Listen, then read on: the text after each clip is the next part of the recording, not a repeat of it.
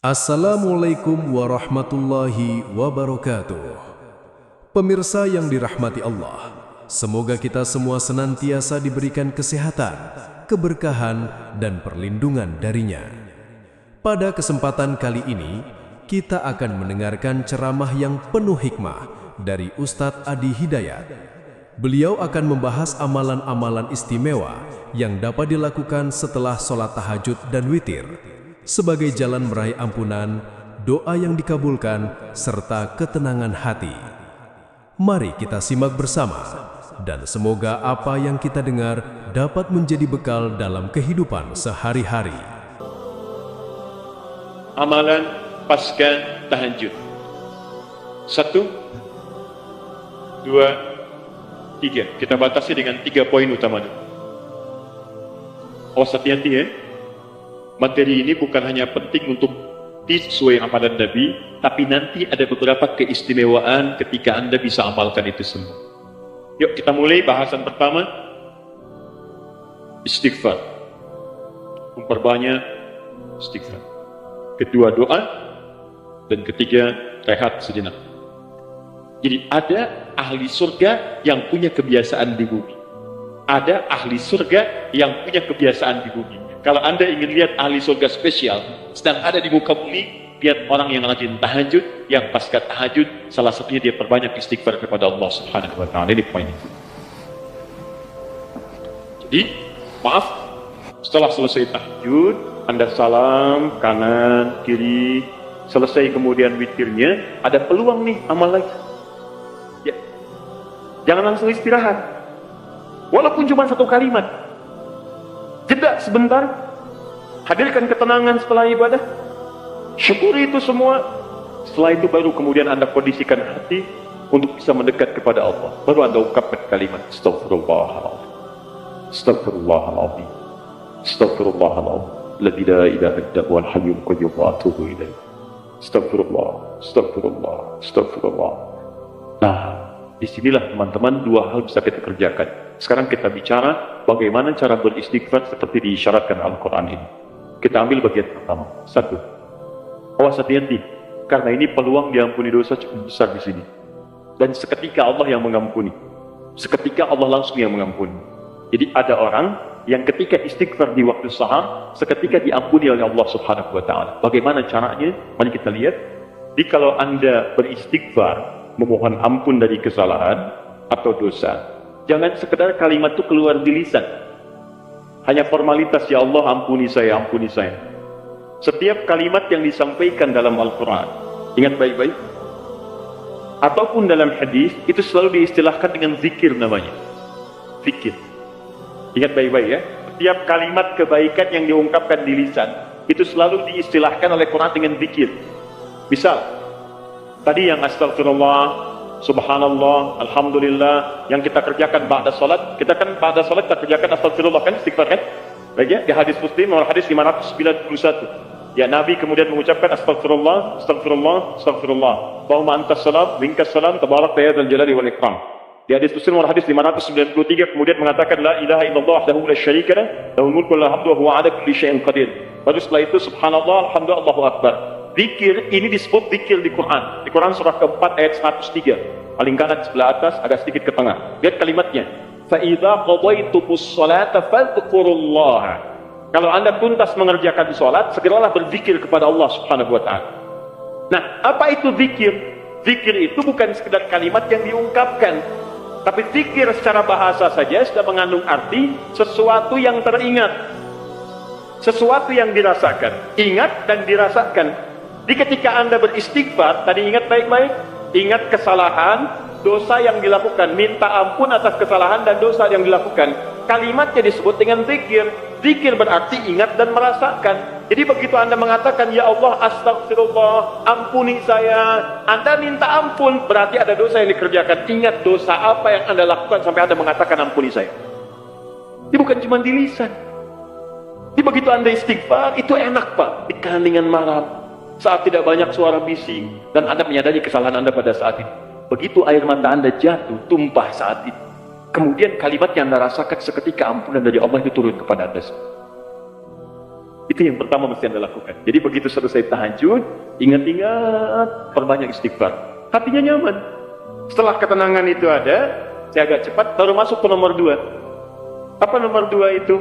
Ini yang saya maksudkan. Awas kalimatnya hati-hati. Memperbanyak doa kepada Allah Subhanahu wa Ta'ala. Dan inilah doa yang paling cepat diijabah diantaranya oleh Allah Subhanahu wa Ta'ala. Doa yang dipanjatkan di keheningan akhir sepertiga malam, menjelang fajar, dalam keadaan pasca istighfar, bahkan langsung dikatakan di hadis qudsi, jika Anda meminta, maka tidak akan pernah ditolak. Siapa yang meminta, aku berikan. Siapa yang berdoa, aku kabulkan. Siapa yang istighfar, man istaghfara li ghafartu lahu, aku ampuni semua dosa-dosanya. Aku ampuni semua dosa-dosanya. Anda bayangkan. Nah, setelah itu, dosa diampuni, tenang ada, tinggal Anda memohon kepada Allah. Siapa yang meminta, aku berikan. Siapa yang berdoa, aku kabulkan. Itu janji Allah di hadis qudsi. Dan hadis qudsi ini diriwayatkan langsung oleh 30 orang sahabat senior di tabaqah pertama, tingkat pertamanya. Dia yang menerima dari Nabi itu hampir semua sahabat yang senior, 30 orang. Anda minta tuh di kesempatan. Mungkin inilah waktu yang doa-doa Anda yang dulu itu mungkin belum terkabul.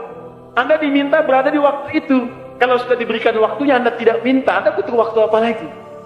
Ayo, yang katanya mohon kepada Allah minta keturunan terbaik, rizki terbaik, pasangan terbaik, ya perilaku yang baik, waktu ini.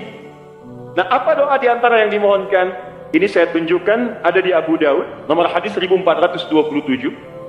Kemudian di At-Tirmidzi, nomor hadis 3566, 3566. Imam At-Tirmidzi diantara yang mendawamkan malamnya tahajud.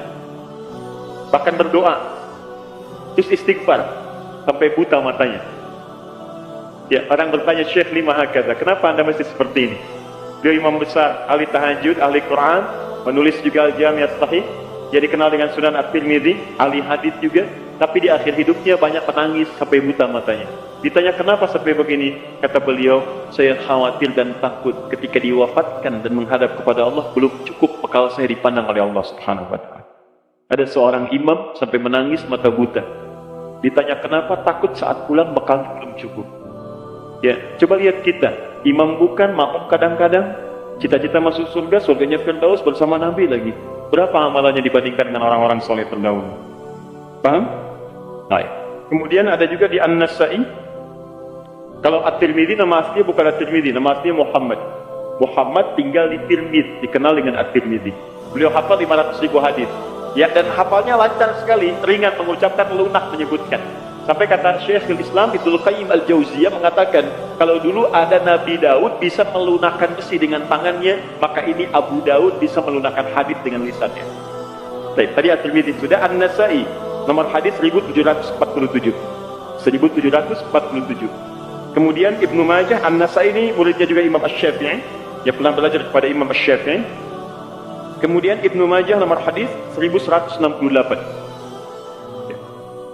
Semua hadis yang diriwayatkan oleh para imam ini sumbernya dari seorang sahabat, menantu Nabi sallallahu alaihi wasallam, yang juga sering dibangunkan oleh Nabi sallallahu alaihi wasallam untuk menunaikan salat malamnya, yaitu sahabat Ali bin Abi Thalib radhiyallahu taala anhu.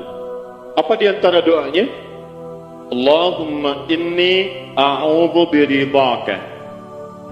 Ya, Ali bin Abi Thalib mengajarkan doa dari Nabi sallallahu alaihi wasallam setelah kemudian tahajud. Setelah beristighfar kepada Allah, lalu doa pertama yang disampaikan bukan doa permintaan lain-lain dulu, tahan dulu yang lainnya. Tapi yang didahulukan yang ini, ya Allah, Allahumma inni a'udzubika biridhaka min sakhatik.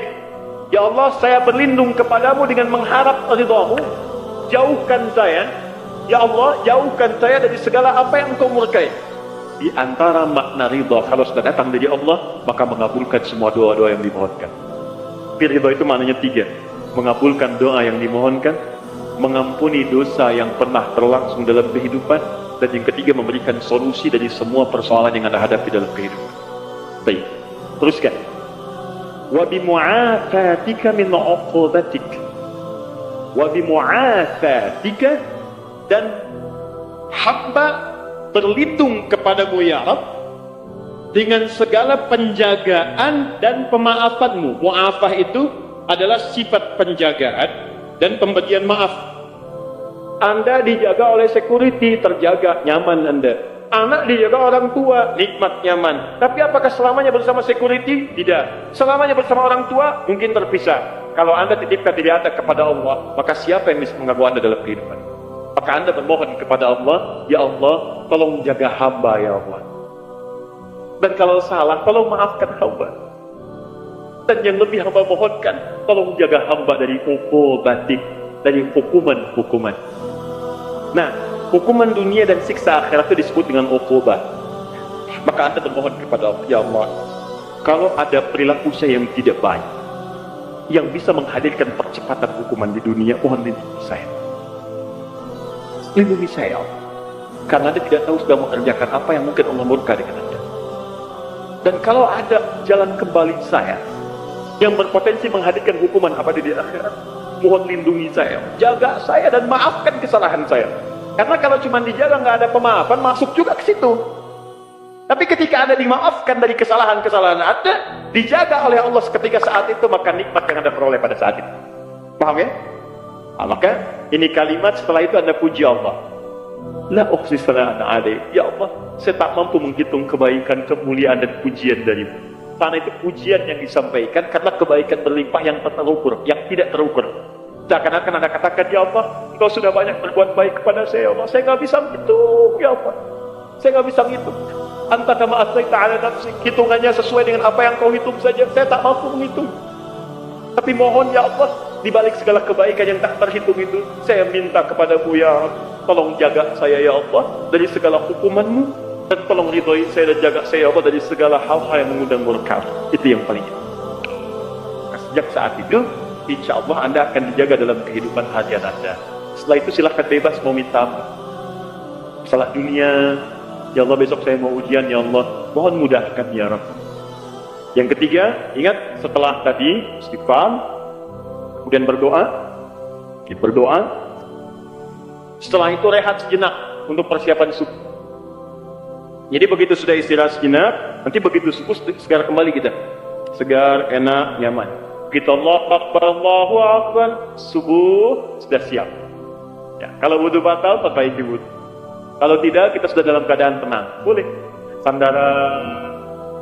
Nah, itu sunnah. Ketika Anda melakukan itu karena petunjuk hadis, maka Anda dapat pahala. Paling enak. Tidur dapat pahala. Anda bayangkan. Sandaran dapat pahala. Itu paling indah. Nah, saya pernah lakukan ini, teman-teman sekalian. Itu waktu di pesantren tuh. Ya, malam ke masjid. Kalau ujian orang ke kelas, kadang-kadang dia ke kelas sampai larut malam, saya ke masjid. Bawa buku juga kita. Ya. Kemudian malamnya sholat. Ya, kemudian setelah itu kita istighfar, berdoa, minta. Ketiduran terus sebentar. Ya, kalau ke masjid itu kenapa tiduran di masjid paling enak? Karena menjelang subuh pasti orang ke masjid semua kan? Pasti bangun tuh. Baik. Hampir setiap saya tertidur itu, lo bermimpi kerjain soal, bangun lagi, alhamdulillah, sholat. Begitu masuk ruangan ujian, soalnya persis seperti yang dilihat tadi malam. Itu selesai. Pernah satu kali dibagikan, kayak semalam nih. Ya, saya isiin aja tuh. Begitu selesai bagikan, saya selesai mengerjakan ini. Saya bilang, saya selesai Pak. Selesai katanya. Kan baru saya bagi, tapi saya selesai. Diambil oleh beliau, dilihat. Nah, sementara ke depan dulu nak ya. Kamu duduk di depan di sini. Tolong lihat teman-teman yang sedang mengerjakan ujian. Bapak beresin administrasi dulu. Selesai. Tapi itu nyaman, enak gitu ya. Saya anjurkan teman-teman, adik-adik terutama yang masih kuliah, masih dekati Allah. Karena Allah yang punya pengetahuan. Dekati yang punya, maka Anda akan diberikan hal yang terbaik. Itu ada rumusnya di Quran surah kedua Al-Baqarah di ujung ayat 282. Paling kiri sebelah bawah, paling ujung. Wattaqullah wa yu'allimukumullah. Tingkatkan takwamu kepada Allah, maka Allah akan mengajarkan pengetahuan kepadamu. Apa di antara makna takwa itu? Tambah ibadahnya. Di antaranya tahajud. Makanya orang tahajud dibuka dengan kalimat takwa. Tadi Quran surah 5-15. Innal muttaqina fi jannatin wa uyun. Sebagian orang takwa tinggal di taman surga. Apa amalannya? Innahum kanu qabla dzalika muhsinin, kanu qalilan minal laili ma yahja'un. Sedikit tidurnya, bangun malam.